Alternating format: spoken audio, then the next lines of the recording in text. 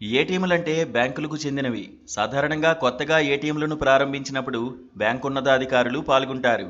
కానీ పసిఫిక్ సముద్రంలోని ఓ ద్వీప దేశంలో మాత్రం పండుగలా నిర్వహించారు. ఏటీఎం సెంటర్ ప్రారంభోత్సవానికి ఏకంగా ప్రధానే హాజరయ్యారు. పెద్ద కేక్ కోసి సంబరాలు చేసుకున్నారు. దేశంలో అందుబాటులోకి వచ్చిన మొట్టమొదటి ఏటీఎం కావడంతోనే ఇలా కేక్ కట్ చేసి సంబరాలు చేశారు. తువాలు దేశంలో ఈ ఘటన జరిగింది.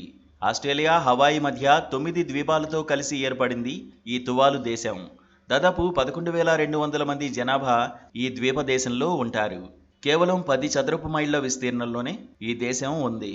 అయితే ఈ దేశంలో ఏప్రిల్ 15న తొలి ఏటీఎం ప్రారంభమైంది.